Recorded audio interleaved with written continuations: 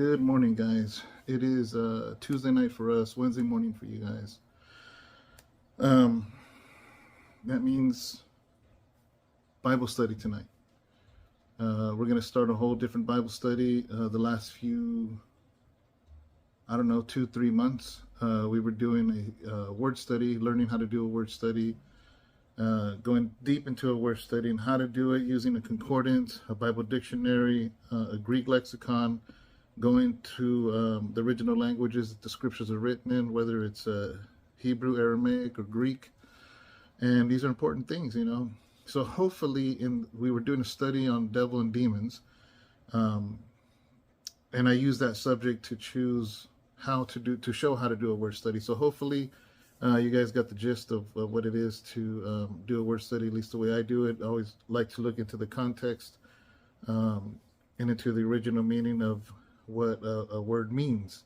You know, that's really important. It doesn't mean that we're going to be 100% solid right, but it's a great way to get closer to truth, guys. You know, and anyways, we are going to start a Bible study. I think I might break it into 4 or 5 parts, and I decided to go into church history. I'll give you my reasons why. I'm probably going to explain it again at Bible study, so I won't make it long right now. But basically, most Christians, we know about the Gospels, we know about the crucifixion, we know about the resurrection, we know about the book of Acts. And then we're lost until modern day Christianity. You know, so what happened? What happened between after the book of Acts to, you know, let's say 1950, let's go 1900s. What was going on in the 1800s? What was going on in the 1700s, 1500s, 800 years after Christ? So a lot of people really don't know. And this is a subject that I find interesting, but at the same time, it's a hard tackle. If we did an extensive church history study, we would be bogged down for probably a couple years. There's so much to talk about. So I decided what I did want to do, because here's the thing, is if this is something that interests you, then maybe this 4 or 5 week study will pique your interest so you can do your own discovery. You can do your own study on this subject, because I find it fascinating personally, but I don't want to, it's not everybody's cup of tea. But I think at the very least that every believer should know, at least in summary, of the history of how we got to where we are today. You know, why do we build churches? Why do we start with, you know, songs or prayer? Why do we have a preacher preaching a sermon every week? Like, where did that come from? Do we see that happening in the original Bible? Do we see people gathering and having church services the way we do now? And if we don't see that in the book of Acts, then what happened in the gap of time? What happened there that has Christianity or church going or church membership or evangelism? Is evangelism is evangelism what we call today the same as evangelism then? You know, so a lot of times when you don't know your church history, you don't understand how it got from this point to this point.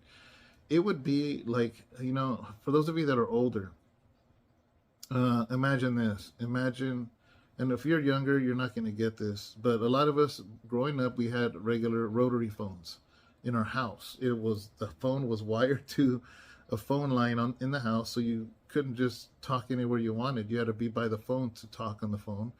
And it had this round rotary, and it had holes, you know, and that's how you would dial a number. It'd be like 209, and you dial somebody's number like that.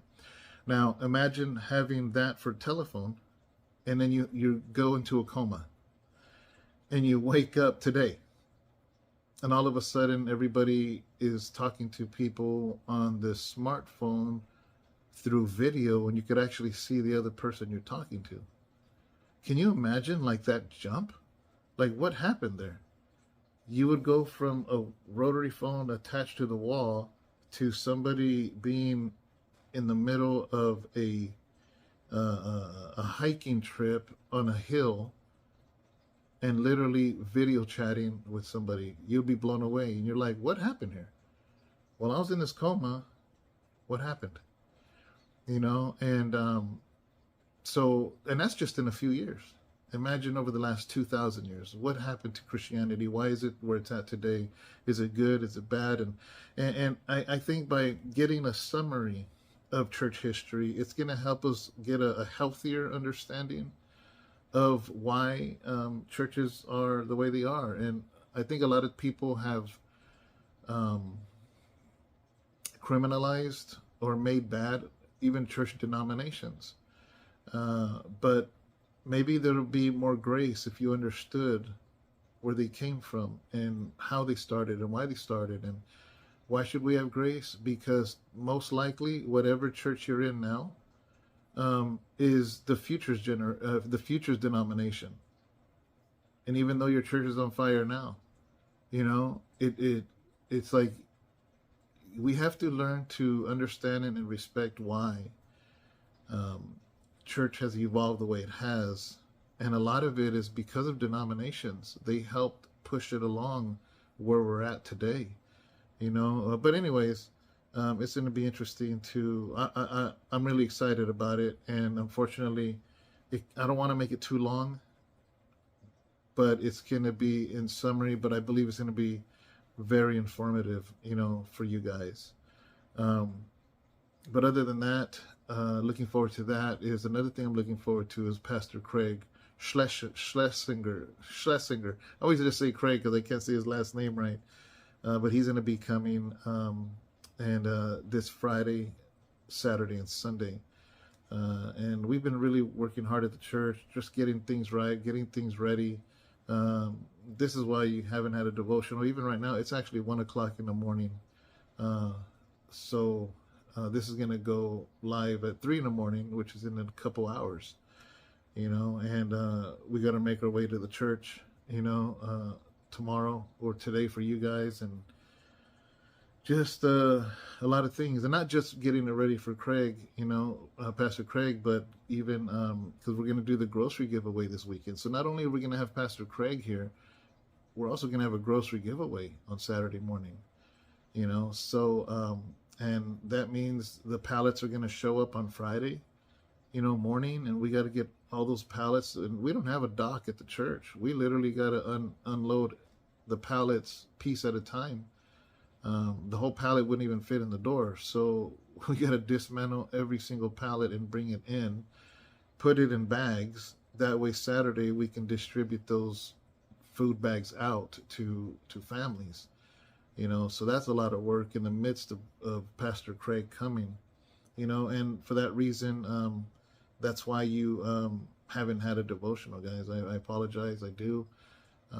But we wanted to get a lot of things done and a lot of things ready that once we got the church going and we had a grand opening, we kind of paused, even though we weren't completely done with everything. And but we have been really trying to work hard and dialing things in. Sharon was doing a lot of things in the lobby today that made it look better and more efficient and nicer. I was working on the Bible college room, the POBS classroom, and getting that ready because November 9th, the Bible college is going to be starting. And, originally I had enrolled 47 people months ago, and it was at your own pace. But now that and a lot of people weren't able to finish it, so a lot of those people, I reached out to you guys that had enrolled back then. I said, hey, we're going to do this first class. You already paid for the course, so this is for you guys. So I'm thankful for a lot of you that did enroll are going to now do it with us in the classroom, and they're going to be live stream if you live out of state or far away, and you'll be able to participate, because I didn't want you to invest in the course months ago and never accomplish it, never finish it. I want to see people succeed. So I didn't want to start off with all new students without reaching out to the older students and giving them the opportunity to be part of this class and be part of this, because I'm probably not always going to be the instructor for it. There's other courses coming. There's other courses we're going to have. It's going to be a full-blown Bible school. and I can't teach every single one. This is the first one is a prerequisite, which is 4 keys to hearing God's voice. But we have other courses. We have biblical studies, whether it's Old Testament, New Testament. Um, uh, there's a basically, I can't remember the title, but it's how to lead a small group, which is going to be, I mean, this is like golden for those of you that even want to start a house church or a small church or a ministry or prayer group. It's called Ministering to the Small Group. That's the title of it. We have another one called Prayers That Heal the Heart.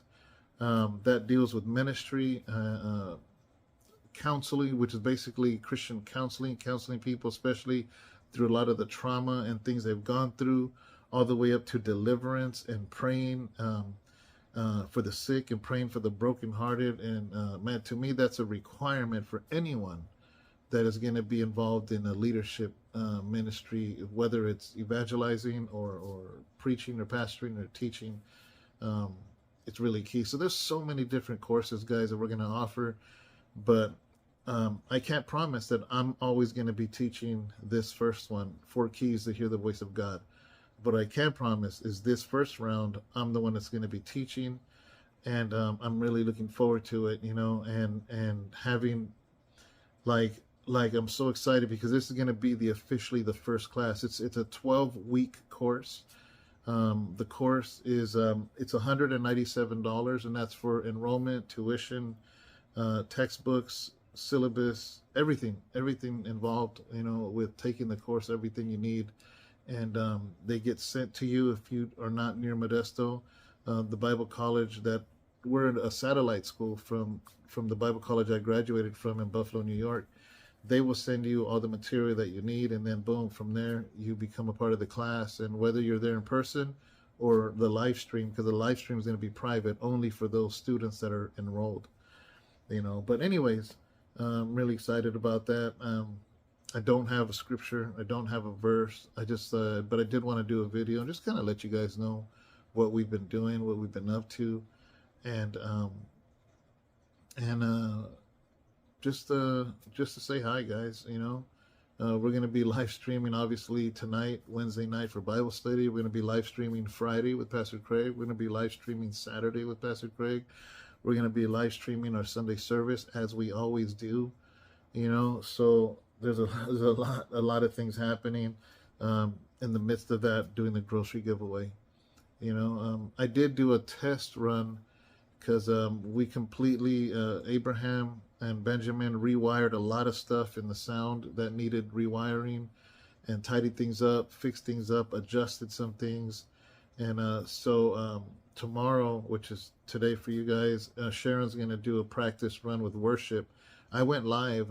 It was late, so probably many of you didn't notice, but I was doing a sound check on the microphone, and it was sounding really crisp. It was sounding really nice, but now we're going to do it with worship to make sure that comes out correctly and comes out right also.